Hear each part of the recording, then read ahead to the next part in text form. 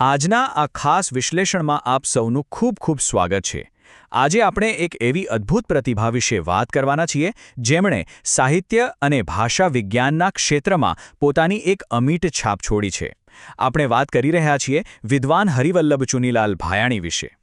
આપણો મુખ્ય ધ્યેય એ છે કે આપણે તેમના આ સમૃદ્ધ અને પ્રભાવશાળી વારસાને ઊંડાણપૂર્વક સમજીએ. તો ચાલો વધુ રાહ જોયા વગર આ સફરમાં આગળ વધીએ. વિચારો કે કોઈ એક જ વ્યક્તિને માત્ર એક જ શબ્દમાં બાંધવી કેટલી અશક્ય છે. સંશોધક, સંપાદક, ભાષાશાસ્ત્રી, વિવેચક અને અનુવાદક, આ બધું જ એક જ વ્યક્તિમાં હોવું એ ખરેખર કોઈ ચમત્કારથી કમ નથી, ખરું ને? આ બહુઆયામી ઓળખ તેમના બૌદ્ધિક પ્રવાસ અને સાહિત્ય સફરનો એક અત્યંત મજબૂત પાયો નાખે છે. ચાલો જોઈએ કે આ અદ્ભુત સફરની શરૂઆત આખરે કેવી રીતે થઈ. તો ચાલો સૌથી પહેલા વિભાગ એક તરફ આગળ વધીએ, તેમનું પ્રારંભિક જીવન અને શિક્ષણ. 26 મે 1917 આ એ દિવસ છે જ્યારે ગુજરાતના સુંદર નગર મહુવામાં તેમનો જન્મ થયો. હવે જરા તેમની શૈક્ષણિક પ્રગતિની ગતિ જુઓ. 1934માં તેમણે મહુવાની M.N. હાઈસ્કૂલમાંથી મેટ્રિક પાસ કર્યું. પછી તરત 1939માં સંસ્કૃત વિષય સાથે BA કર્યું અને બસ 2 જ વર્ષમાં એટલે કે 1941માં મુંબઈના ભારતીય વિદ્યાભવનમાંથી સંસ્કૃત અને અર્ધમાગધી જેવા અત્યંત કઠિન વિષયોમાં MAની પદવી પણ પ્રાપ્ત કરી લીધી. આ સ્પષ્ટપણે બતાવે છે કે નાનપણથી જ તેમને ભાષા અને સાહિત્ય પ્રત્યે કેટલો અતૂટ લગાવ હતો. પછી આવ્યું વર્ષ 1951, જે તેમની શૈક્ષણિક કારકિર્દીનો એક બહુ જ મોટો માઇલસ્ટોન બની ગયું. તેમણે મુનિ જિનવિજયજીના માર્ગદર્શન હેઠળ પોતાનું PhD પૂરું કર્યું. અને વિષય સાંભળશો તો આશ્ચર્ય થશે. કવિ સ્વયંભૂદેવકૃત અપભ્રંશ ભાષાના રામાયણ વિષયક મહાકાવ્ય પૌમચર્ય પર તેમણે પોતાનો મહાનિબંધ લખ્યો. આ સિદ્ધિ તેમના પ્રારંભિક પ્રવાસની સૌથી મોટી ઓળખ બની ગઈ અને એક સંશોધક તરીકેના તેમના મૂળને ખૂબ જ મજબૂત બનાવ્યા. હવે આગળ જોઈએ વિભાગ 2, એક અત્યંત વિશિષ્ટ શૈક્ષણિક કારકિર્દી. સળંગ 20 વર્ષ, હા, બરાબર સાંભળ્યું. આ કોઈ નાનો સમયગાળો નથી, પણ જ્ઞાન પ્રત્યેના અદ્ભુત સમર્પણનું સીધું પ્રતીક છે. 1945થી લઈને છેક 1965 સુધી તેમણે સતત ભારતીય વિદ્યાભવનમાં સંશોધક અને અધ્યાપક તરીકે પોતાની અમૂલ્ય સેવાઓ આપી. આટલો લાંબો સમય એક જ સંસ્થામાં રહીને જ્ઞાનની ઉપાસના કરવી એ દર્શાવે છે કે તેઓ પોતાના કામ પ્રત્યે કેટલા નિષ્ઠાવાન હતા. પણ તેમની આ સફર અહીં જ અટકતી નથી. 1955થી 1975 સુધીના સમયગાળામાં તેઓ ગુજરાત યુનિવર્સિટીના ભાષા સાહિત્ય ભવન સાથે જોડાયેલા રહ્યા.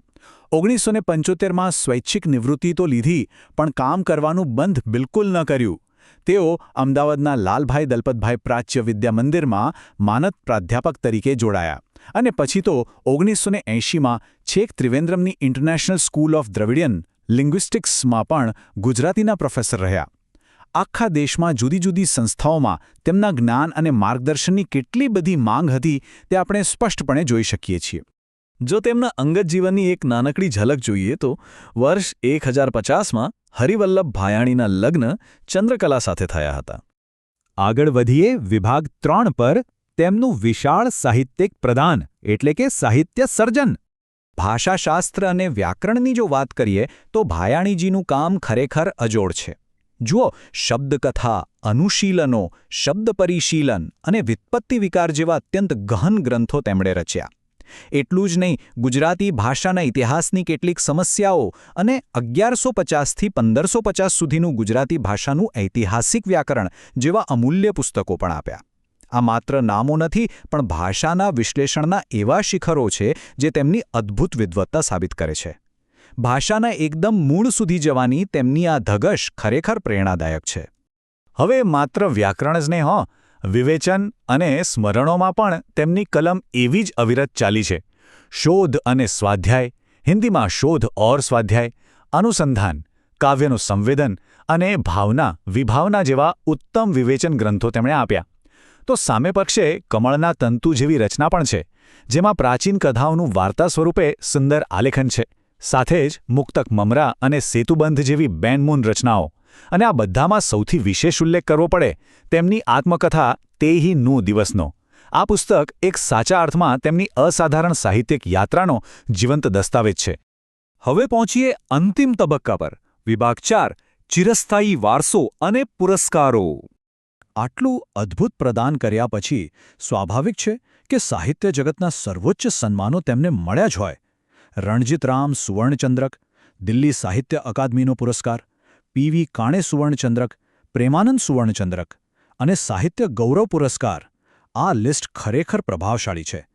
આ સન્માનો માત્ર સાહિત્યના સર્વોચ્ચ શિખર પર બેઠેલી પ્રતિભાઓને જ મળે છે.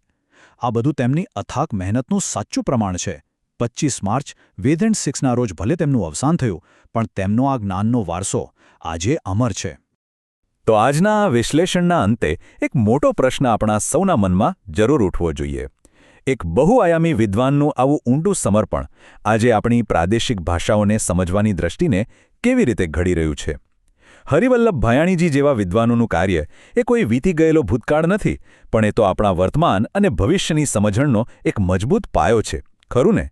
આ બાબત ભાષાના ઊંડાણને વધુ જાણવાની નવી જિજ્ઞાસા જગાડે છે. આશા છે કે આજના આ વિશ્લેષણમાં આપ સૌને ખૂબ મજા આવી હશે અને કંઈક નવું જાણવા મળ્યું હશે. જ્ઞાનની આવી જ અદ્ભુત યાત્રામાં આપણે ફરી મળીશું.